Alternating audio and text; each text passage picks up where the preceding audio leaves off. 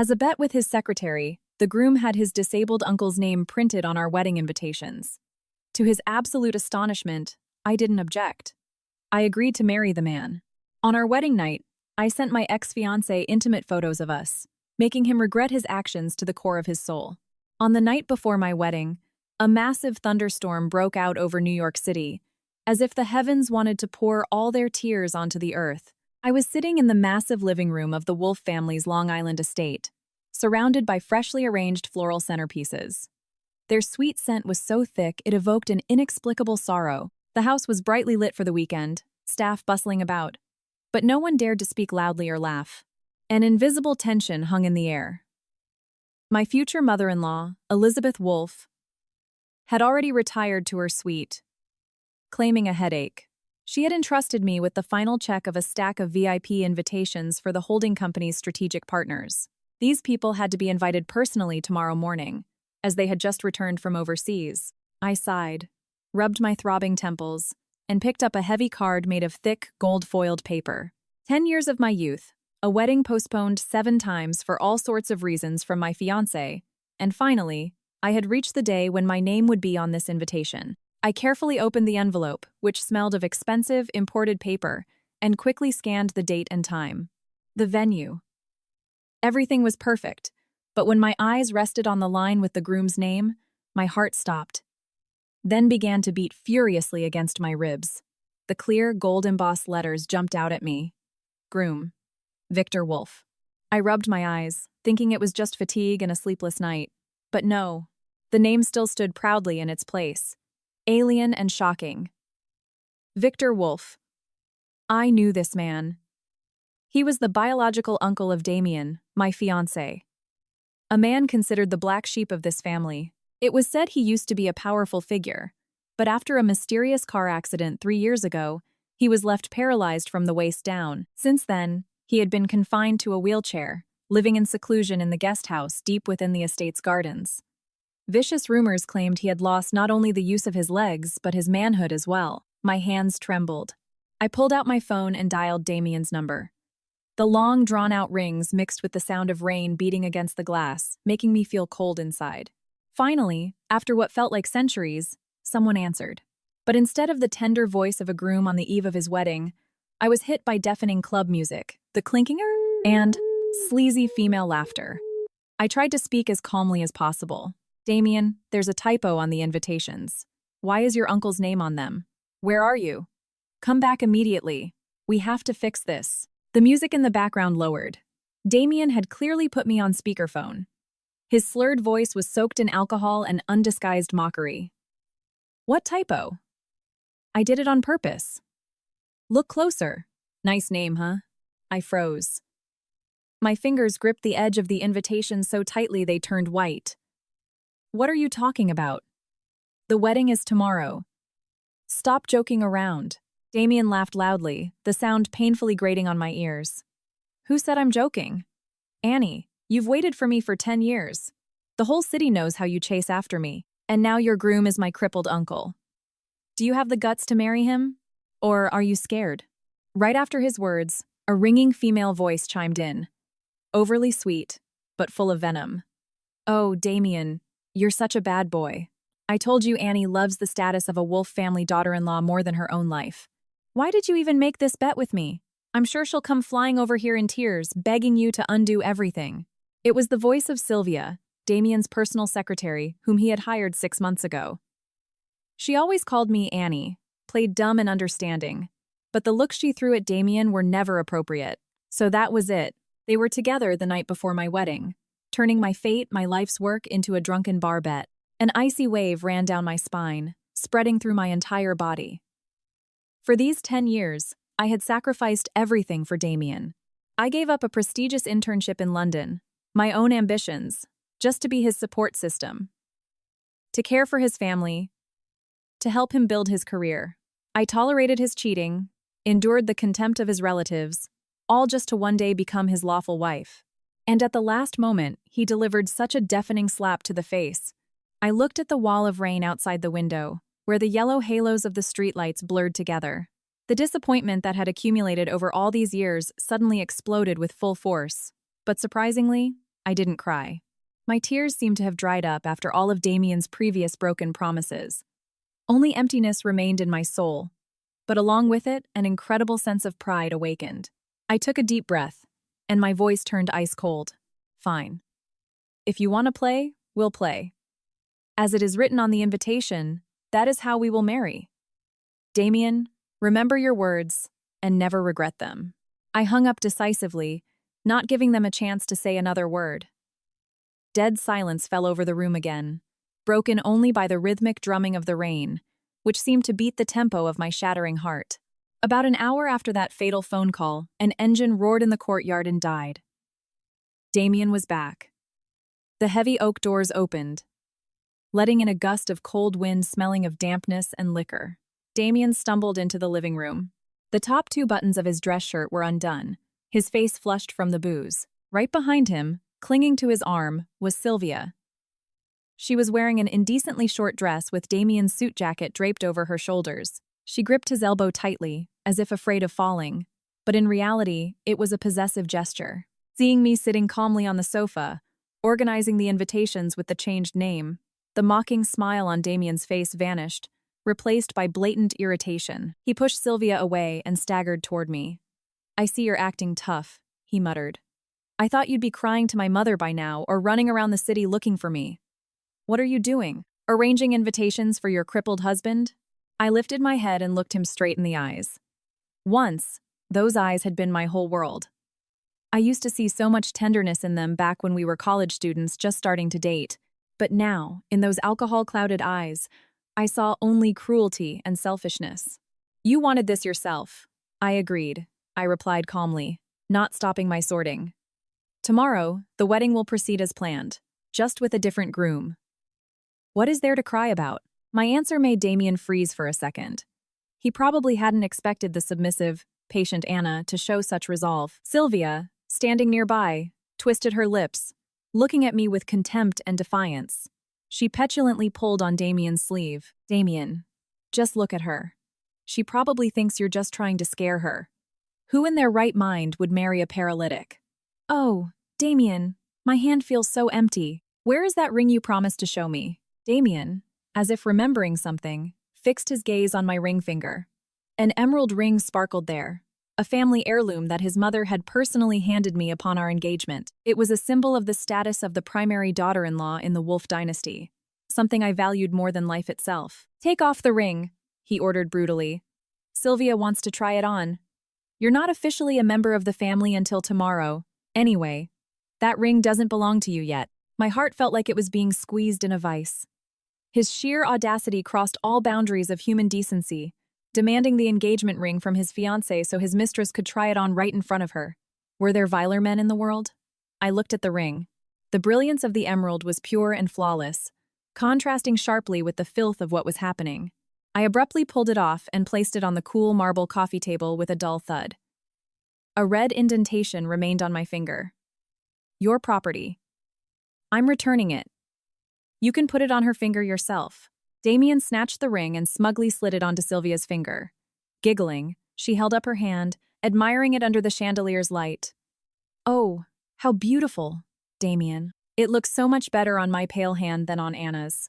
I swallowed the lump in my throat, trying to keep my voice from trembling. I returned the ring. "Now, where is my silver cross?" "Give it back." That silver cross was the only thing I had left of my parents, who had died in a car crash. 10 years ago, when Damien was going through a rough patch, I gave it to him as a talisman. He swore he would guard it with his life. Damien thought for a moment, then burst out laughing, as if remembering something hilarious. "Oh, that cheap, tacky little trinket?" He waved his hand toward the corner of the room. "Sylvia said it smelled weird and looked like trash, so I tossed it in the garbage can over there." Tossed it in the garbage can. I repeated it in my mind as my ears began to ring. That was the soul of my parents, the most sacred thing I possessed. Like a madwoman, I rushed to the large, decorative trash can in the corner, forgetting my manners, forgetting my expensive silk robe. I fell to my knees and began digging through the trash with my bare hands. The sour stench of alcohol and food scraps hit my nose. Crumpled napkins with lipstick stains and other filth. "Ew, look at Anna, digging through the trash like a pro," Sylvia commented with a laugh. her heels clicking on the marble floor as she stepped closer. Finally, at the very bottom, I found my necklace. Smeared with cigar ash and some sticky sludge, my heart clenched with agonizing pain. I reached out to pick it up. Suddenly, the sharp point of a stiletto heel slammed down hard on my hand. It was Sylvia. She pretended to slip accidentally, but the force with which her heel dug into my hand was so intense I felt my bones grind. "Oops, I'm so sorry. I'm so clumsy. Did I hurt you?" she cried out with fake terror, but her eyes, locked onto mine, held only triumph and malice. I bit my lip to keep from screaming in pain. I didn't cry. I didn't look up at her. I just endured the physical agony, using my other hand's remaining fingers to grasp the dirty cross. In that moment, holding my parents' desecrated and humiliated relic, my 10-year love finally died.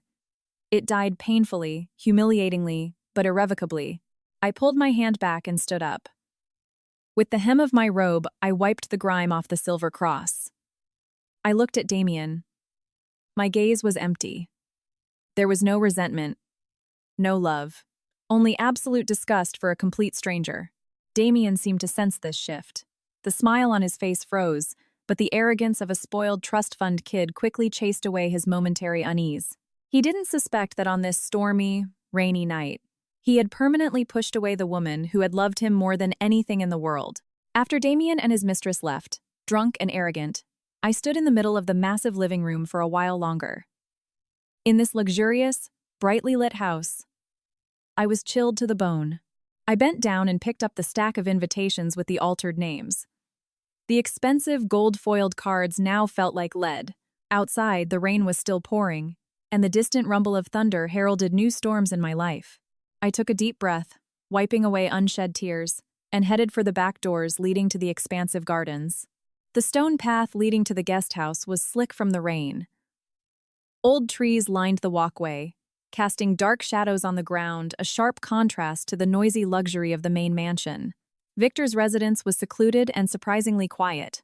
A faint, bitter scent of medicinal herbs mixed with incense floated in the air, creating an atmosphere of tranquility, but also a certain mystery. Warm yellow light spilled from a partially open window, illuminating the raindrops dancing on the porch. I walked up the wooden steps, shook off my wet coat, and knocked softly. There was no answer, just a quiet, clicking sound coming from inside. I took a chance and carefully pushed the slightly ajar door. Inside, sitting in a wooden wheelchair with his back to me, was Victor. Using tiny shears, he was meticulously trimming the yellowed pine needles of a bonsai tree sitting on a tea table. His legs, covered by a thin gray blanket, were motionless. Hearing the noise, Victor didn't turn around immediately. The hand holding the shears continued to move with steady precision. His voice, deep and gravelly, resonated with the wisdom of a man who had been through a lot. Late at night, the future daughter-in-law isn't resting to be a beautiful bride tomorrow, but comes to visit a cripple. Why? I stepped closer and placed the invitation on the polished mahogany table. I looked at his broad but lonely back, and trying to maintain my composure despite the turmoil inside me, said, "Damien changed the groom's name to yours. He challenged me. He said he wanted to see if I had the guts to marry you." Victor paused. The shears landed on the table with a dry clack. He slowly turned his wheelchair toward me. In the yellow light of the lamp, his face looked stern, with sharp features, but his eyes were deep, like an ocean full of secrets. Rumors called him a strange recluse, and after the accident, even impotent. But in that moment, I saw only a man with overwhelming inner strength. He looked at the invitation, and the corners of his mouth twitched in a slight smile, half mocking, half sympathetic. "Damien turned marriage into a drunken bet, and you are ready to put your whole life on the line just to get revenge on him? Isn't the price a bit too high?" I clenched my fists so tightly my nails dug into my palms. I have no other choice. My parents died young. I need a foundation so their souls can rest in peace. And most importantly, I want to teach Damien a lesson in respect. I agree to this marriage. Do you? Do you have the courage to marry me? Silence filled the room, broken only by the tapping of rain against the roof tiles. Victor looked at me intently, as if trying to peer into my very soul. After a moment, he poured a cup of hot tea and slid it toward me. "All right. If you have the courage to marry a cripple, what do I have to fear? I'm only afraid that you will be the one to regret it. I took the cup, its warmth seeping into my freezing hands. And just like that, the deal was struck. As I turned to leave, my eyes accidentally fell on a bookshelf behind Victor. Sitting there was a tiny, intricately carved wooden model of a house. My heart skipped a beat. That model, from the picket fence and the blooming honeysuckle to the water well on the side, was an exact replica of my parents' old house in upstate New York, which had been demolished 5 years ago for a real estate development. That house was a painful memory I had never forgotten, but Damien didn't even remember what it looked like. Why was a model of it sitting here, in the room of the groom's uncle, a man I had never known well before? A vague suspicion blossomed in my soul, but I didn't dare to ask. I nodded goodbye and quickly stepped out into the rain, taking this newborn mystery with me. The next morning, the overnight rain stopped, leaving a gray, gloomy sky over the city. The wedding was held in Manhattan's most luxurious banquet hall, gathering the elite of the business world, politicians, and partners of the Wolf conglomerate. The flowers, candles, and crystal chandeliers couldn't hide the growing awkwardness in the air. The time for the ceremony had arrived, and the groom was still missing. Guests began to whisper, casting curious glances at me while I stood alone in the bridal suite. I knew Damien was somewhere out of town with Sylvia right now. He had turned off his phone and was enjoying the moment, waiting for me to crawl to him on my knees. He wanted to make a laughingstock out of me, trample my pride in front of everyone to stroke his ego. My foster parents' distant relatives, who took me in after my real parents died, were pale with anxiety. They called Damien endlessly, but only heard long rings. Elizabeth Wolf sat in the front row, leaning on her cane. Her hand trembled, her face turned to stone with anger, but she tried to maintain the dignity of the family's matriarch. She knew just how low her older grandson could stoop.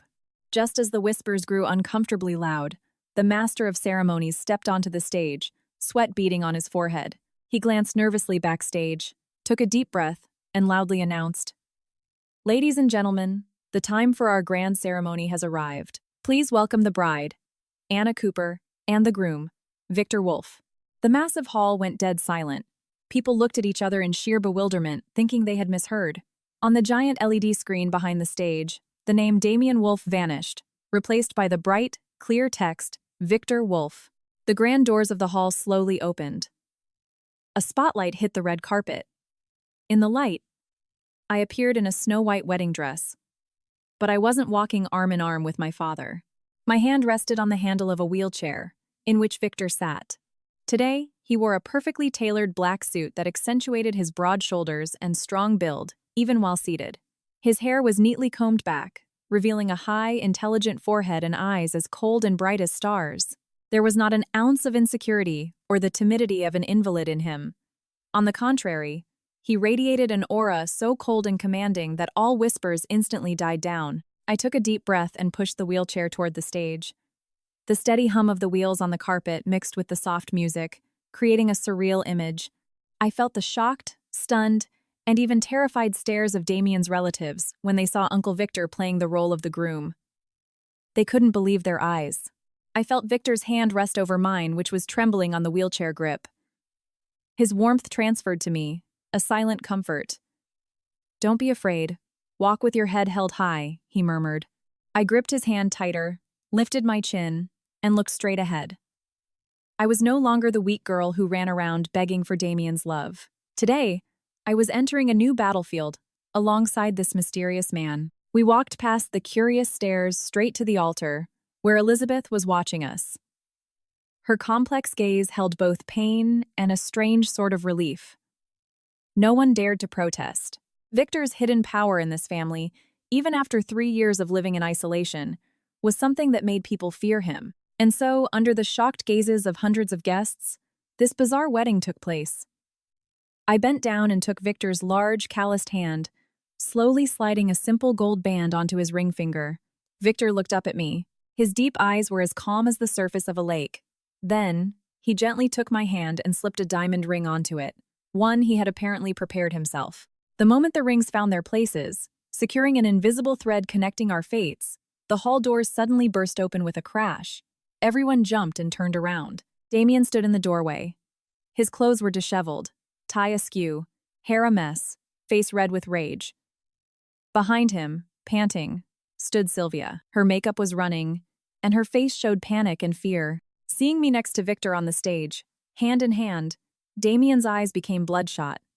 Like a madman, he lunged toward us, shoving security guards out of his way. "Anna, are you insane? What the hell are you doing?" he roared, his voice cracking with fury. He bolted onto the stage, jabbing his finger first at me, then at Victor. "I am your husband. I changed the name on the invitations to play a joke on you. Do you have no brain? Did you actually fall for it? How dare you marry him?" I looked at him calmly, with cold indifference, like looking at a clown in a circus ring. "Damien, yesterday you told me yourself to marry your uncle. I merely fulfilled your wish. Why are you angry now?" My words acted like gasoline on a fire. Damien lost whatever shred of sanity he had left. He turned to the hundreds of guests staring at him, to the important business partners. His bruised male ego made him lose all control. He snatched the microphone from the officiant and screamed into the hall. "Look at her, everyone. Out of spite, she's ready to ruin her own life. She's ready to marry a cripple, a paralytic who sits in a wheelchair all year like my uncle." His voice echoed through the room. The audience gasped in shock, but Damien didn't stop. He laughed wildly, pointing at Victor, who sat calmly in his chair. "What? Are you planning to be a widow while your husband is still alive?" "Huh, Anna! Our whole family knows my uncle became impotent after his accident. He's not a man anymore. You married him just to have a prop. Are you planning to cheat on him behind his back?" Damien's words were like a bucket of slop poured over the entire Wolf family. Delicate subjects, vicious rumors that people only dared to whisper behind closed doors, were now dragged out in public by the family's own grandson in front of New York's elite. Elizabeth, sitting in the front, clutched her chest. Her face turned as white as a sheet. Board members and close relatives turned blue with shame. I looked at Victor. He still sat with his back straight. Neither anger nor humiliation registered on his face, but I saw his hand gripping the armrest clench into a fist. Veins bulged on it. His silence in that moment was more terrifying than any scream. Sylvia, cowering in the corner of the stage, grew pale. She hadn't expected Damien to be such an idiot as to single-handedly destroy his own and his family's reputation. She wanted to intervene, but her arms and legs were shaking. She didn't dare move in the face of the aura radiating from the man in the wheelchair. Amidst this chaos and humiliation, an elderly but authoritative shout rang out, drowning out the noise. "Shut your mouth, you little brat!" Elizabeth Wolf, with the help of the estate manager, struggled to her feet and quickly moved toward the stage. Anger gave her strength. She swung her ebony cane and struck Damien hard across the back. Smack! The sound of the impact against his body was deafening. Damien doubled over in pain and fell to his knees. He looked up at his grandmother in astonishment. "Grandma, why are you hitting me? Did I say something wrong? Uncle is a cripple. You still dare to open your mouth?" Elizabeth swung the cane again. Tears of outrage shined in her eyes. "I gave you an education so you could disgrace your ancestors like this? You dragged our dirty laundry out for the whole world to see. Do you have a conscience?" Damien still refused to back down. He tried to stand and talk back, but I beat him to it. I took a step toward him, my gaze burning like fire. I poured all my grievance, pain, and contempt into a single strike. Slap. My open-handed strike was so forceful that Damien's head snapped to the side, and a red imprint of 5 fingers bloomed on his cheek. He clutched his face, unable to believe that the woman who had tolerated everything for 10 years dared to lay a hand on him. "That strike is on behalf of my parents." "For your sheer depravity," I stated, enunciating every word, so the entire frozen hall could hear. "Who is my husband? What is he capable of? Is he healthy or not? That is not for you, an ungrateful nephew, to judge. Remember this. From this minute on, I am the wife of your Uncle Victor. I am your aunt." I looked him dead in the eye, my icy glare making him flinch. "Damien, from today on, address me as Aunt Anna. And don't you ever dare speak about us with disrespect again." Having finished, I turned to the security guards frozen by the stage. "What are you waiting for? Escort this uninvited guest out so the ceremony can continue." The guards snapped out of it and rushed to subdue Damien. He thrashed, screamed, and cursed, but he was quickly dragged out the doors like a rabid dog. Sylvia, seeing things had gone south, lowered her head and quietly slipped out after him. She understood perfectly well that she and Damien had lost this round. They had lost in absolute disgrace. The stage grew quiet again. I turned and saw Victor looking at me. In his deep eyes, for the first time, I saw something new. Not cold distance, but acknowledgement, and even a touch of admiration. Elizabeth sighed, lowered her cane, and looked at me with both gratitude and regret. I helped her to her seat, then returned to Victor and took his hand. He squeezed my hand gently but firmly. The wedding ended well past midnight. The noise, commotion, and whispers finally died down, returning the estate to its usual quiet. I pushed Victor's wheelchair to our bedroom, a large room on the ground floor of the guest house, decorated in a classic style with warm burgundy tones that felt a little overwhelming to me. I helped Victor transfer to the edge of the bed. My palms were sweaty with tension. This was our wedding night, but there were no feelings between us. Only an unspoken agreement and a thirst for revenge. I stood awkwardly in the middle of the room, fidgeting with the hem of my already wrinkled dress, not knowing what to do next. Victor looked at me. In the yellow light of the nightstand lamp, his gaze was deep and impenetrable. He took off his suit jacket, tossed it aside, and his rough voice broke the silence. "Are you scared? Or do you regret marrying a cripple?" I flinched and hastily shook my head, trying to calm my frantically beating heart. "No, I don't regret it. I'm just not used to all of this yet." Victor gave a crooked smile. There was a lot of self-deprecation in that smile. He gestured for me to come closer. When I timidly stepped forward, he suddenly grabbed my wrist and pulled me forcefully toward him. I lost my balance and fell into his lap. A masculine scent mixed with incense hit my nose. My head spun. "They say I'm impotent. They say I'm not a man."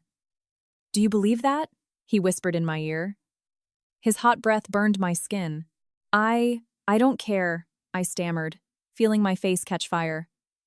"I married you to get back at Damien." "I know," Victor cut me off. His hand began tracing down my back, sending electricity through my whole body. "But since we are husband and wife, we must fulfill our marital duties. Let's find out if the rumors are true or not." That night, Victor proved to me that all the vicious rumors were lies. His legs might have been motionless, but his strength and passion entirely consumed me. There was no brutality in it, only commanding possession and deep kisses that seemed to suck all the air out of my lungs. In the haze of passion, I realized this man was nowhere near as weak as he appeared. He was like a sleeping predator, just biding his time. Toward morning, when Victor was fast asleep, I lay exhausted but unable to close my eyes. Strange feelings and thoughts about the future wouldn't leave me in peace. Suddenly, the phone on Victor's nightstand vibrated. He woke up instantly. His eyes were completely alert, without the slightest trace of sleepiness. He glanced at me, saw me lying still, pretending to be asleep, and quietly picked up the phone, wheeling his chair out onto the balcony to smoke. I peeked through my eyelids, looking at his broad silhouette against the glass. I was curious who would be calling at such an hour. His voice reached me very faintly, in fragments, but in the dead of night, I caught a few cold sentences that sent shivers down my spine. "Keep the files on that accident. Not a single trace. The fish will bite soon. We'll slowly reel in the net." His tone was completely different from the daytime. It held calculation. Danger. That accident. Is he talking about the one that paralyzed him? And the fish he mentioned? Who is that? I lay perfectly still, my heart pounding. I began to vaguely comprehend that this marriage wasn't just a quiet harbor or a tool for revenge. Unwittingly, I had stepped onto a chessboard, pulled into the dark conspiracies of the Wolf family. The next morning, weak rays of sunlight pierced through the leaves, but they couldn't dispel the tense atmosphere blanketing the estate. I had just walked from the guest house to the main mansion to prepare breakfast for Elizabeth, as was the custom for a new daughter-in-law, when an absurd scene unfolded before my eyes. Sylvia, Damien's mistress, was kneeling in the middle of the living room. She was wearing a silk robe deliberately slipped off one shoulder to reveal her trembling frame, her hair in disarray. She was sobbing bitterly. Seeing me, she looked up with puffy eyes full of fake remorse and pleading. "Annie, I'm begging you. Forgive me and Damien. We were wrong. It was all because we were drunk." Sylvia said this while kneeling on the marble floor, going into hysterical sobs. Her crying sounded so pathetic. I stood and watched this performance without a shred of sympathy. I understood perfectly well that she was trying to evoke pity from Elizabeth and everyone else, painting herself as the victim. At that moment, hurried footsteps came from the stairs. Damien ran down, still in his wrinkled clothes from yesterday. His face looked exhausted after a night spent sleeping in his car. Seeing Sylvia crying on her knees, he rushed over, pulled her up, and shot me a look of pure hatred. Anna, what the hell are you doing? You forced Sylvia to her knees just to stroke your own ego? What is she guilty of? I'm the one to blame. Don't take your anger out on an innocent person, he yelled, his voice hoarse from alcohol and cigarettes. I smiled wryly, crossing my arms over my chest. Open your eyes and look. I just walked in. I haven't even had time to say a word. And she's already on the floor. Did I force her? Or does she just love putting on a show? Damien wanted to yell at me again, but he suddenly froze. His gaze locked onto my neck, where, peeking out from the collar of my dress, were purple and red marks, signs of a passionate wedding night, left by Victor to mark his territory. Damien's face morphed from red to pale white, then turned blue with rage. He let go of Sylvia and staggered toward me, pointing a shaking finger at those marks. What is that on your neck? You slept with him? I looked him straight in the eyes, unblinking, and calmly adjusted my collar, covering the intimate marks. Damien, what a strange question. Victor and I are legally married. We have a marriage certificate. There was a wedding. It's natural for a husband and wife to sleep together. Why are you surprised? My response was another slap to his ego. He had been convinced I married Victor just to spite him, that Victor was an invalid, and our marriage would be a sham. He hadn't expected the truth to be so cruel and painful. You slut, you broke up with me yesterday, and today you're already in bed with another man. Aren't you disgusted? He screamed in despair, burning with jealousy. Disgusted? I let out a bitter laugh that echoed through the room. The only ones who should be disgusted are you two. You pushed me into another man's arms yourself. You made me the subject of a bet. Now I'm happy with my husband, and you're playing the moral crusader? You have no right. My harsh words disarmed him. He stood rooted to the spot, opening his mouth but finding no words. Sylvia, terrified, hid behind his back. Her eyes darted around, calculating her next move. The atmosphere in the living room had reached a boiling point. Just as a humiliated Damien looked ready to lunge at me, the squeak of wheels sounded from the doorway, slow, but commanding. Victor appeared. He was wearing comfortable loungewear, looking fresh and alert. He rolled up to me, took my clenched fist in his hand, and looked at his nephew standing frozen in the middle of the room. His gaze was icy, sharp as a razor, and Damien instinctively stepped back. What is all this shouting first thing in the morning? Were you about to hit your aunt in front of her husband? Victor's voice wasn't loud, but it forced everyone into silence. Damien lowered his head, not daring to meet his uncle's eyes. I didn't mean to. Aunt Anna. She said such insulting things. And did my wife say anything untrue? Victor cut him off, openly defending me. She's right. How we live is our private business, and it's not for you to interfere. And as for what you pulled at the wedding yesterday, disgracing this family, I haven't even begun to deal with you over that. Victor paused. His gaze swept over a cowering Sylvia. He narrowed his eyes like appraising damaged goods. This girl is your secretary. Is that right? Because of her, you changed the groom's name. You humiliated your fiancé. Now that everything is out in the open, the whole city knows about your affair. As the eldest male in the Wolf family, I will resolve this issue. Damien snapped his head up, sensing trouble. Uncle, what are you going to do? Marry her. Victor dropped the sentence. Light in delivery, but heavy as a death sentence. The Wolf family does not tolerate debauchery. Since you threw Anna away for her, you will now take responsibility for it. Do not let people call you a scumbag. No, I won't marry her, Damien shouted, his face ashen. He had only been playing around with Sylvia. He never intended to marry a scheming girl from a lower-class background. I was just having fun with her. She's not worthy of being a Wolf daughter-in-law. Hearing this, Sylvia froze, glaring at Damien with hatred. But she instantly realized this was her only chance. She threw herself at Victor's feet, crying, Mr. Wolf, please vouch for me. I gave Damien my whole self, and now he's throwing me away. How am I supposed to live? I beg you. I'll be grateful to you for the rest of my life." Victor nodded with satisfaction, ignoring Damien's weak protests. "Fine. The family's reputation has already taken a hit. I will inform my mother, and next week we will organize a small, private wedding for you two. Consider it the funeral of your honor." "Uncle, you can't force me! I'm the eldest grandson!" Damien screamed in desperation. "Exactly because you are the eldest grandson, you should set an example." Victor cut him off in a tone that brokered no argument. "Either you marry her, or you're out of the holding company, leaving behind all your shares and inheritance. Choose." Damien froze. His arms fell limply to his sides. He knew Victor wasn't joking. Even though his grandmother officially ran the holding company, the real power, all key decisions, and off-the-books leverage belonged to this disabled uncle. Damien was backed into a corner. He had to nod.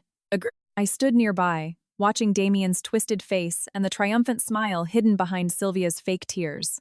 A forced marriage born of calculation and lies. How long would it last? I could feel a true storm brewing within this noble family. Following Victor's shocking decree, a modest wedding was hastily thrown together for Damien and Sylvia. Meanwhile, I began my life as the senior daughter-in-law, or, more accurately, Aunt Anna, in the secluded guest house behind the gardens. Life here was the complete opposite of the noise and hustle of the main mansion. Every morning I woke up early, brewed tea, prepared medicinal footbaths for Victor, and managed the household chores. Victor treated me with great respect, sometimes even with a certain distance. He never brought up our wedding night and didn't demand I fulfill any marital duties again. He spent most of his time in his study, buried in stacks of documents and mysterious phone calls. One afternoon, while Victor was out for physical therapy, I decided to clean his study. The room smelled of old paper and stale tobacco. The floor-to-ceiling bookshelves were packed with literature on economics, military strategy, and even feng shui. I carefully dusted, trying not to disturb the order on his desk. While wiping a shelf in a dark corner, I accidentally snagged a black folder shoved deep in the back, knocking it to the floor. Several yellowed pages and surveillance photos spilled out. I bent down to gather them when one line caught my eye and made my blood run cold. Demolition Project. Upstate Nye. Housing Estate X. 2020. My heart started pounding furiously. Housing Estate X was the exact location where my parents lived, where our old house, full of memories, had stood before being ruthlessly bulldozed 5 years ago. I flipped through the documents with trembling hands. Everything was detailed there. The process, the lowball compensations, violations in land valuation, lists of families illegally evicted, and worst of all, at the bottom of every progress report, next to the Wolf holding stamp, was a familiar, sweeping signature I had seen 1,000 times. Damien Wolf, project manager. So he was the one behind the ruthless demolition. He was the indirect reason my mother fell ill after losing our home and soon passed away. We had been dating for 5 years at that time, but he never once told me he was managing that project. He always said he was busy working out of state, leaving me to fight the aggressive eviction contractors alone. But why did Victor have this file? And why had he investigated Damien's violations from 5 years ago so thoroughly? I flipped to the next pages and saw notes written in red pen by Victor in the margins. Financial discrepancies. Gather more witness testimonies. Damien embezzled 20% of the compensation funds. A chill ran down my spine. Victor didn't just sit in a wheelchair trimming bonsai trees. He had been secretly gathering evidence of his nephew's crimes for a very long time. It looked like he was building a case to ruin or punish Damien. And I, accidentally or intentionally, had become the most useful pawn on his chessboard. I quickly gathered the folder and shoved it back into its place. My heart was still hammering. This meant Victor married me not just out of pity, or to help me get revenge. He married me because I was a direct victim of Damien's, a living witness to his past crimes. A wave of fear and confusion washed over me. Who is this disabled husband of mine? Good or evil? Is he protecting me, or exploiting my trauma to achieve his own goals? A squeak sounded in the hallway. Victor was back. I tried to steady my breathing, smoothed my clothes, and walked out of the study with a forced smile, hiding the storm raging inside my soul. After the rushed and tense wedding, Sylvia officially entered the Wolf household as the wife of the eldest grandson. She didn't hide her triumph. believing she had instantly become royalty and struck a gold mine that others could only dream of. But she didn't suspect that the status she won through scheming was nothing but an empty shell. Every morning, Sylvia slept until noon. Then, barely opening her eyes, came downstairs demanding caviar and champagne for breakfast. Taking advantage of her position as Damien's wife and the fact that Elizabeth was forced to accept her to save face, she started acting like the lady of the manor, bossing the staff around. I, on the other hand, lived as before. I got up early, lit candles in the study, prepared Victor's medication, and managed the household accounts. The contrast between the hard-working, humble Aunt Anna and the lazy, loud new daughter-in-law caused the staff to constantly compare us, openly despising Sylvia. The boiling point came during Sunday dinner, when the entire extended family gathered around the table. Elizabeth sat at the head with a stern expression. Damien sat next to Sylvia, looking exhausted and apathetic, not even touching his food. Sylvia, conversely, was dressed gaudily, laughing loudly and talking, ignoring the heavy atmosphere. When the maid brought out a steaming tureen of hot French onion soup, I stood up to ladle the soup into Elizabeth's bowl, observing proper etiquette. As I walked past Sylvia, she suddenly stuck her foot out and simultaneously elbowed me in the side. I lost my balance. The tureen of boiling soup tipped in my hands. Acting purely on instinct, I twisted my body so the scalding liquid wouldn't splash onto my mother-in-law. As a result, a portion of the boiling broth splashed onto my arm and silk dress. My skin burned. I cried out in pain, and the tureen crashed to the floor, shattering into pieces. "Oh my God, Aunt Anna, you're so clumsy!" Sylvia exclaimed with fake horror, but malicious joy gleamed in her eyes. "Can't even hold a bowl of soup?" "You scared me." Damien frowned and snapped. "Why are you always so clumsy? Did you burn yourself?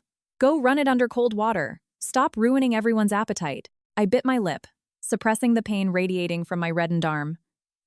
I didn't blame Damien for his coldness. I was used to it. But Sylvia's sheer audacity was unbearable. Before I could even say a word, a firm hand suddenly grabbed a large serving bowl containing the rest of the piping hot soup. It was Victor.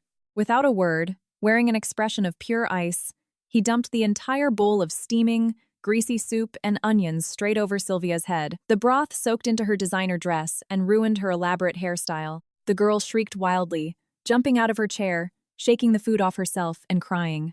"Uncle Victor, what are you doing? It's hot, my face." The entire dining room froze. Elizabeth put down her fork, stunned, staring at her younger son. Victor calmly placed the empty bowl on the table, wiped his hands with a napkin, and spoke in an icy voice that sounded like a judge's gavel dropping. "A daughter-in-law walks carelessly and spills soup on her aunt. That is considered an accident, which means if I accidentally spill soup on my niece-in-law, surely that is also just a tragic accident." Sylvia, shaking with fury, turned to Damien for help. "Damien, look at how your uncle is abusing me. What kind of husband are you?" Damien looked at the dirty, grease-smeared Sylvia, and in his eyes, there was only disgust. "Go change," he muttered. "You're making too much noise." Victor turned to me. His gaze softened, but remained firm. "Go treat your burn. And in the future, watch your step so no trash trips you up while you're walking." The word trash was like a slap to Sylvia. She stomped her foot in rage and ran upstairs. I looked at Victor, and a foreign, warm feeling bloomed in my chest. For the first time in my life, a man had openly and decisively defended me, without caring about conventions or others' opinions. Following the scandal at the wedding and Damien's defiant behavior, Victor unhesitatingly signed the order for his demotion. From the Director of Strategy and Development with full executive power, Damien was bumped down to an assistant sales manager at a small branch on the outskirts of Queens. It was a blow not only to his finances but to his massive ego. At work, colleagues who used to grovel before him now sneered and avoided him. They whispered behind his back about how he traded his fiancée for a secretary and got punished by his own uncle. Damien, accustomed to luxury and adoration, now swallowed the bitter pill of contempt. He fell into a deep depression, drowning his sorrows in liquor every single day. One evening, while I was pruning the roses near the guest house, I saw Damien coming home from work. He wasn't driving his luxury sports car, which Victor had confiscated, but a beat-up company scooter. He pulled into the courtyard, stumbling as he dismounted. His tie was loose, his shirt wrinkled. He reeked of booze, The moment he stepped into the main house, Sylvia's shrill voice rang out. "You're back? Where's your paycheck for this month? I asked you for money for a spa day with my friends. This cheap lifestyle is ruining my skin." Damien replied, exhausted. "I got demoted. My salary was cut. Where am I supposed to get money for your spa? Stop spending cash left and right." "What?" Sylvia shrieked. "You're the eldest grandson of the Wolf family and you can't even provide your wife with basic necessities? If I had known, I would have married a cab driver. You're useless." "Shut up," Damien roared. His scream was full of impotence and regret. I stood behind the bushes, silently watching their argument. Damien slumped onto the stone steps, grabbing his head. Unspeakable agony was painted on his face. He was likely remembering the past. When he used to come home tired, I always greeted him with a glass of cold juice, drew a warm bath, and asked how his day was. I never demanded money. I never scolded him. He lifted his head and accidentally met my eyes. For a fraction of a second, I saw shame and longing in his gaze. He wanted to say Anna, but he pressed his lips together and looked away. Male pride wouldn't let him admit his mistake. He was thirsty, so out of habit, he reached for an empty water pitcher on the patio table. Sylvia, busy with her manicure, sneered. "You thirsty? Pour it yourself. I'm not your maid." Damien smiled bitterly, looked in my direction, and saw me carefully carrying a tray with tea and medicine for Victor. Comparing his cruel reality with his carefree past was like 1,000 needles piercing his heart. He had traded a precious gem for a cobblestone, which was now crushing his life. But it was too late for regrets. He chose this path himself. The family storms had not yet calmed when a new disaster struck. One morning, screams and crying echoed from Elizabeth's bedroom. Victor and I rushed over. The room was turned upside down. My mother-in-law sat on the bed, pale, pointing a trembling hand at an open black wooden jewelry box. "My black pearl necklace is gone. The one Victor's father gave me for our 40th anniversary, it's gone." Sylvia stood in the middle of the room, hands on her hips, pointing a finger at the maid, Maria, who was crying on her knees. "Maria, it must have been you. You're the only one who cleans Grandma's room. Confess. Where did you hide it?" "I'm calling the police right now," Maria cried, shaking her head. "I didn't take it. Mrs. Sylvia, I've worked here for 5 years. I've never stolen anything. It wasn't me." I walked in and looked around. The necklace was extremely valuable. Elizabeth kept it in a small safe by her bed. She always carried the key with her. Who could have stolen it? Someone close, who knew where the spare key was hidden, or a thief who had been watching her for a long time. I looked at Sylvia. She was acting very aggressively, accusing the maid, but her eyes darted around, and she didn't dare look her mother-in-law in the eye. What was especially strange was that her left hand kept rubbing the ring finger of her right hand. I looked closer and noticed a faint white tan line on that finger, as if a ring had recently been taken off. I specifically remembered she had been wearing her massive diamond engagement ring at breakfast. Why did she take it off? And why was she sweating? Even though the AC was set to 68 degrees. Victor sat silently in his wheelchair, observing everything. He didn't rush to conclusions. "Mother, calm down," he said. "We will conduct an investigation. No one in this house will escape punishment." Hearing this, Sylvia flinched, and her voice became even sharper to hide her fear. "What's there to investigate, Uncle Victor?" "It's obvious it was Maria. Fire her and be done with it." I looked at Sylvia, my suspicions growing. Damien's pay had been cut, but Sylvia was used to living large and frequently sneaked away to make phone calls, demanding money. It was entirely possible she committed the theft out of desperation. However, I had no proof. If I spoke up now, she would deny everything and accuse me of slander. I had learned patience from Victor. To catch a fox, you have to wait for it to show its tail. That evening, when everyone left the house, I discreetly installed a tiny hidden camera inside a button on the bookshelf in the living room, where Sylvia often talked on the phone, and another one in the hallway leading to their wing. I wasn't a detective, but a life full of intrigue in this family had forced me to arm myself. I would wait until she revealed her true face, greedy and deceitful. That night, it rained again. These New York downpours often bring a biting chill. I was reading in bed and noticed Victor tossing and turning in his sleep. a cold sweat breaking out on his forehead. His legs twitched slightly, his face contorted in pain. I knew that in this kind of weather, the phantom pains from his accident bothered him intensely. I got up quietly, grabbed a warming ointment and a heating pad. I carefully rolled up his pant leg. His once strong legs were now atrophied and covered in ugly scars. I rubbed the ointment into my hands and began massaging him. An old physical therapist had taught me the technique. Victor relaxed. His breathing evened out. He looked at me intently, and his gaze lacked its usual coldness. "Are you not disgusted by these legs?" "They're hideous, aren't they?" he asked in a raspy voice. I shook my head, continuing the massage. "I'm not disgusted. They are proof of how desperately you fought for your life. The fact that you survived is a miracle in itself." Victor was silent for a long time. 3 years ago. "It wasn't just an accident," he began, his voice filled with sorrow. "That night, I was transporting a briefcase with evidence of corruption and embezzlement in construction projects involving a group of people from our holding. Among them was Damien's father. My hand froze. Damien's father, Victor's older brother. On a winding road, the brakes in my car failed. I tried to control the steering wheel, but I couldn't. When I flew into the ravine, I thought it was the end. But fate mocked me. I didn't die, I just lost the use of my legs." He smiled bitterly. "When I regained consciousness, I found out the brake line had been cut. They wanted to kill me to cover their tracks, but I survived." "And do you know who did it?" I asked, my voice trembling. "I know, but I don't have direct evidence against the main mastermind." So I played helpless. I faded into the shadows to make them drop their guard. I waited for the right moment to flip the board. He took my hand. "When I married you, there was calculation in that too. You are Damien's victim. You were the missing puzzle piece regarding that upstate real estate project. But Anna, over these days, your care, I feel I owe you a massive debt." I looked into his eyes and felt all the pain and loneliness he had carried within himself for 3 years beneath a mask of coldness.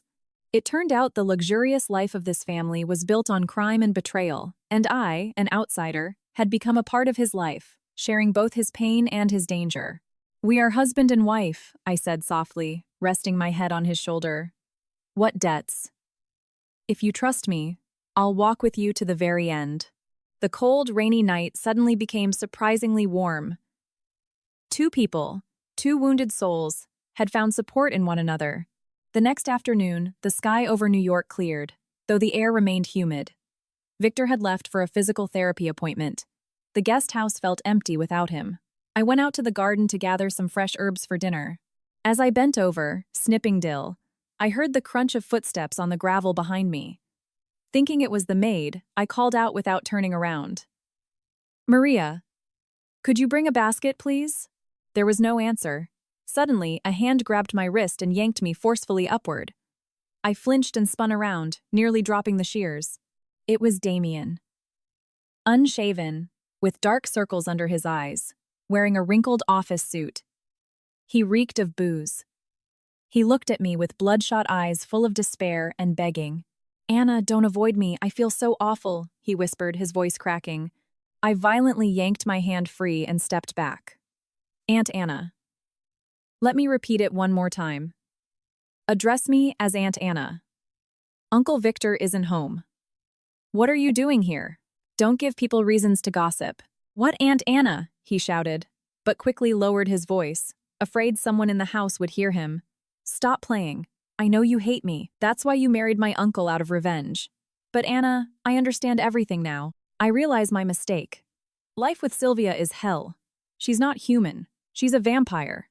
He began to whine, complaining about how lazy Sylvia was, how she blew through money, how she talked back to his grandmother. He said he missed my home-cooked dinners, the ironed shirts, my tenderness and patience. I regret it so much. "Anna, I still love you. Let's start over. Leave my uncle. He's a cripple. He can't make you happy. We'll run away. I'll do anything for you." He said this while trying to embrace me. I coldly pointed the sharp gardening shears at him. My resolute gesture made him freeze. I looked him dead in the eye. "Damien, you say you love me? No, you don't love me. You love the feeling of being served unconditionally. You don't regret losing a loved one. You regret losing a free maid. You say Sylvia is awful, but that's your choice, the result of your own greed and lust. No, that's not true, he babbled. Look at yourself. I smiled ironically. A man who can't take responsibility for his choices, who only complains and looks for someone to blame. You love no one but yourself. And frankly, you're not even fit to shine my husband's shoes. Having said that, I turned and walked toward the house, leaving him alone in the middle of the garden. I knew he wouldn't give up so easily, but my heart was as cold as ash, and no spark from the past could ever reignite it.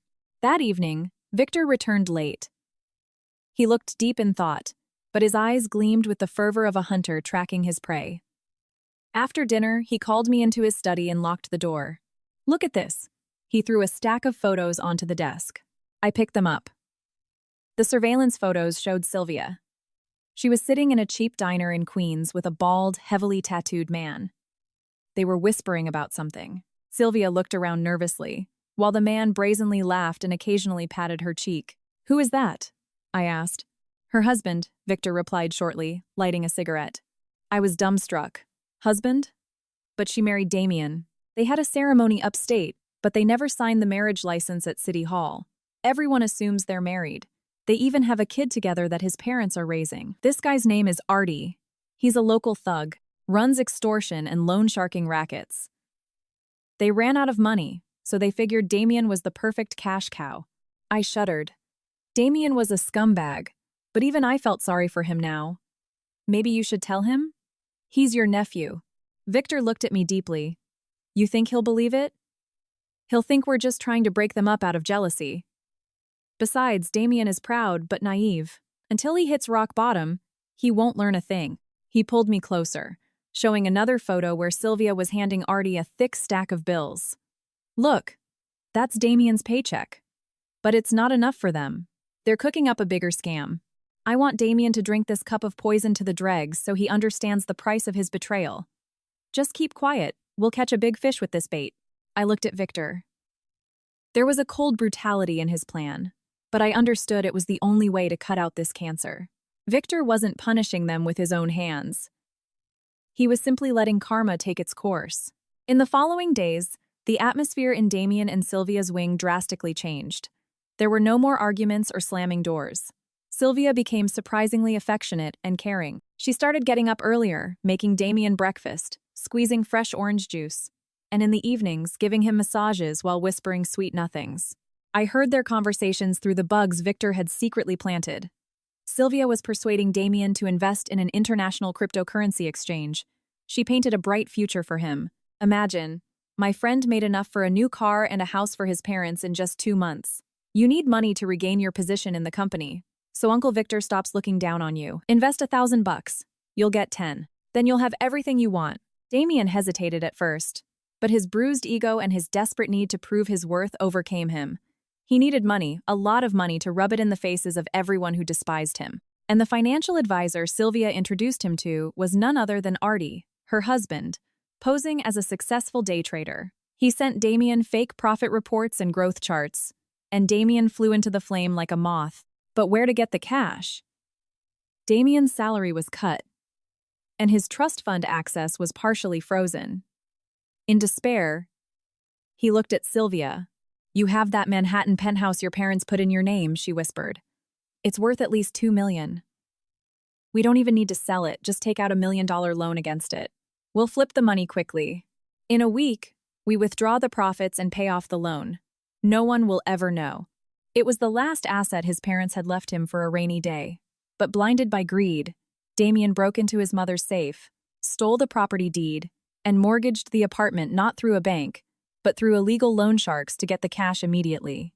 That evening, I saw Damien return home with a stuffed duffel bag. His eyes burned with excitement. He didn't know he had just signed his own death warrant. Sylvia took the bag of money. A radiant smile played on her lips, but her eyes remained as cold as a snake's. Exactly 3 days after Damien transferred a cool $1 million to the fake crypto exchange, disaster struck. On the morning he was supposed to withdraw his first profit, he eagerly opened the app, only to see red text on the screen. Server connection error. Your account has been suspended for technical reasons. A cold sweat broke over him. He tried logging in again and again, but to no avail. He called his financial advisor, Artie, but the number was disconnected. He rushed to the bedroom for Sylvia, but she wasn't home. A sickening premonition gripped his throat. He ran to the closet and threw open Sylvia's wardrobe. Empty. All her clothes, the designer bags, the expensive jewelry he bought her, and even his grandmother's stolen pearls. Everything was gone. Only a few old bathrobes lay discarded on the floor. Damien froze. He started calling Sylvia frantically. After dozens of rings, she finally answered, but instead of her sweet voice, he heard mocking laughter. "What's up, honey? Looking for me?" "Where? Where are you? Where's my money? Why isn't the exchange working?" he screamed, his voice shaking. "The exchange crashed, sweetheart. Consider the money your tuition fee. I taught you how to be an adult." Sylvia sneered. "You're so naive, Damien. Did you actually think I loved you? I only loved your money. And now that you're bankrupt and drowning in debt, what use are you to me? You scammed me! I'll go to the police." "Go ahead. Got any proof?" "You handed over the cash voluntarily." "Oh, by the way, that advisor?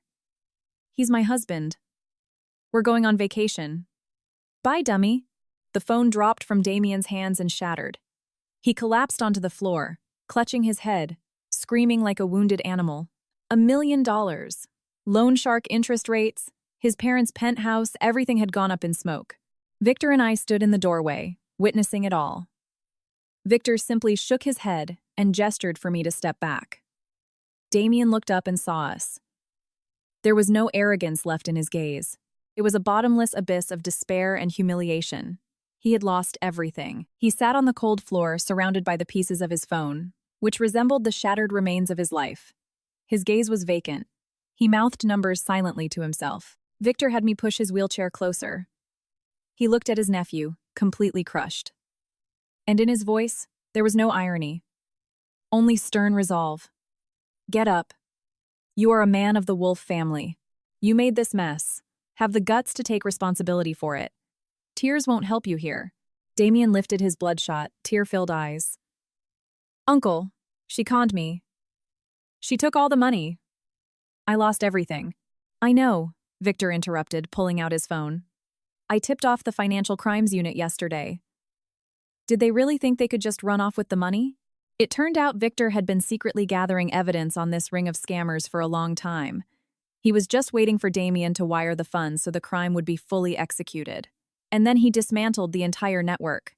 A police cruiser with flashing lights pulled up to the gates. 2 officers came inside and asked Damien to come with them for an ID. Victor and I went with him. The car sped through the rainy night to JFK Airport. Damien sat huddled in the corner, his hands shaking. When we arrived, the international terminal was crowded. A group of onlookers had gathered near the departure gates. In the center, surrounded by NYPD officers, stood Sylvia and Artie in handcuffs. Next to them sat 2 massive suitcases stuffed with designer goods and bundles of cash. Seeing Damien, Sylvia wasn't scared in the least. She glared at him and yelled, "Got here fast, you idiot! I thought you were still at home crying." Damien lunged at her, but the cops held him back. "Why? Why did you do this to me? I gave you everything," he screamed. Sylvia laughed disdainfully. "Love? Don't make me laugh. You didn't love me. I was just easy access to satisfy your lust. You threw away a woman like Anna for me. You're a piece of garbage yourself, like calls to like. You got what you deserved." Artie, standing next to her, spit on the ground. "Give it a rest, Sylvia. Why even talk to this mama's boy? If we're going to the pen, we're going to the pen." Damien froze. Every word from Sylvia was a knife to the chest. He realized the woman for whom he sacrificed everything saw him only as a walking ATM. The police led the scammers away. Damien fell to his knees right there on the dirty airport floor and wept like a child. I looked at him, and there was no hatred in me, only profound pity. The price for his betrayal and lack of accountability turned out to be far too high. The scandal went public. Damien had lost millions, fallen into debt with the mob, and lost his grandmother's penthouse. The total debt was astronomical. The news knocked Elizabeth off her feet. She suffered a hypertensive crisis and was rushed to Mount Sinai Hospital. Fortunately, they saved her. But her health took a massive hit. Upon returning home, the first thing she did was call a family council in her late husband's old memorabilia-filled study. The atmosphere was suffocating. Elizabeth sat in the center, leaning heavily on her cane. Her face had aged years from the grief. Victor sat in his wheelchair beside her, stern as a judge. I stood behind him. Damien kneeled in the middle of the room, his head bowed. "A disgrace to this family. A disgrace," the matriarch said, striking her cane against the floor. "I placed so much hope in you, and you disappointed me so deeply. You didn't just lose money, you lost the honor of our dynasty. Grandma, I'm guilty. Forgive me. Uncle, save me." "I'll fix everything," Damien babbled. "Fix it? With what?" Victor interjected. "You're 30 years old and you act like a child. Mob debts, a foreclosed house. You want your elderly grandmother to go bankrupt paying off your liabilities?" Victor turned to his mother.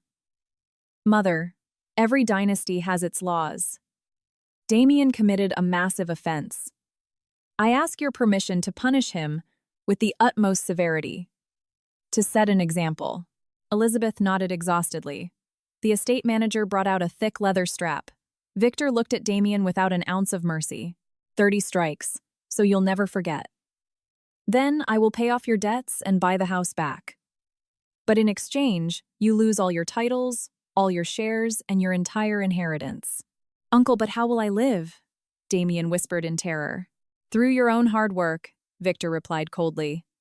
"Tomorrow, you're leaving for our lumber mill in rural Maine. You will work as a manual laborer. You will eat in the mess hall and sleep in the barracks. Your salary will be minimum wage, about $2,500 a month. When you reform, when you learn the value of a dollar and how to take responsibility, then we'll see." Damien went limp. The golden boy, sent to chop wood in the freezing north. It was worse than death, but he didn't dare protest. The whistle of leather cut through the air. Damien clenched his teeth, not letting out a single sound. It was the price he was paying for his own stupidity. After Damien was shipped off to Maine, peace settled over the estate. Elizabeth stepped back from the business, handing control of the family over to me and Victor.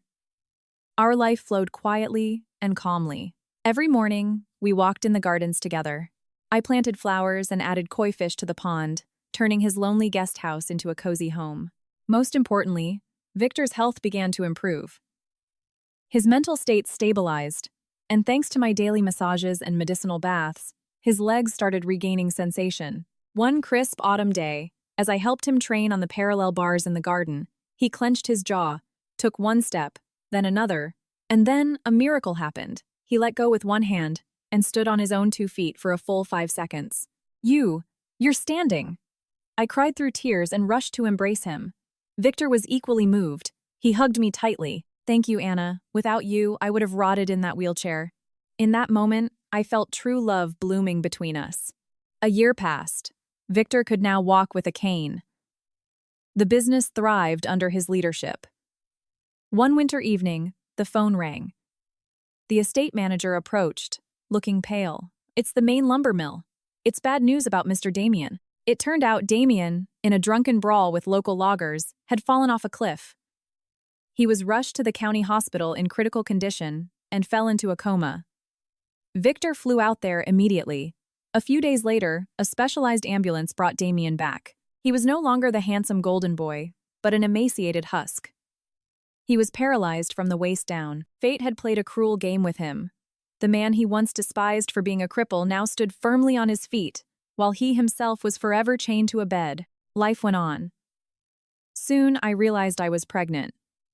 The 2 pink lines on the test became the ultimate symbol of my boundless happiness. When I told Victor the news, this strong, unyielding man wept tears of joy. Elizabeth was over the moon. A family, the real family I had always dreamed of, had finally become a reality. In due time, we welcomed a baby boy, a perfect replica of his father. At the hospital, as Victor held him and I watched them, I noticed Damien in a wheelchair at the end of the hallway. He watched our happiness, and in his eyes there was only infinite longing and regret. He had ruined his own life, Damien's health deteriorated rapidly. Unable to bear being near our happiness, he asked to be moved to a private nursing home outside New York. Victor paid for his stay, ensuring he got the best care. When we visited him, he was frail and exhausted. "It's my fault," he whispered. "You reap what you sow. Uncle, forgive me." One day, Victor took me for a drive upstate. There, on a hill surrounded by pine trees, stood a wooden house. An exact replica of my parents' old house. "I saw you that day, when they tore down your home," he confessed. "I was there. I saw how desperately you fought for it. You impressed me. I secretly kept an eye on you all these years. I protected you as much as I could. I built this house for you, to give you back what you lost." I cried tears of pure joy, realizing our fate had been sealed long before that rainy night. When our son turned 1, Victor's legs fully recovered. We often visited our wooden house upstate, which became a place of strength and joy for us. We didn't engage in loud, flashy philanthropy. We just lived and helped the people around us quietly. Happiness, it turned out, wasn't found in wealth, but in the simple moments, in the love and support of the person closest to you. One morning, as we sat on the porch enjoying the silence, Victor received a message. He read it, and his face grew serious for a moment. "Damien passed away," he said quietly. "In his sleep, last night." I remained silent. There was neither pain nor joy in my soul, just a quiet sense of closure. Another leaf had fallen. His agonizing life had come to an end. For him, it was a release. "It's all over," I whispered, watching the sun rise over the hills. Victor pulled me into a tight embrace. "The past is in the past. Anna, we have our whole lives ahead of us." I leaned into him. Yes, ahead of us lay a life full of light, warmth, and love. Glancing at our son sleeping in his cradle, and at my strong, reliable husband right beside me, I smiled. The sun rose over the hills,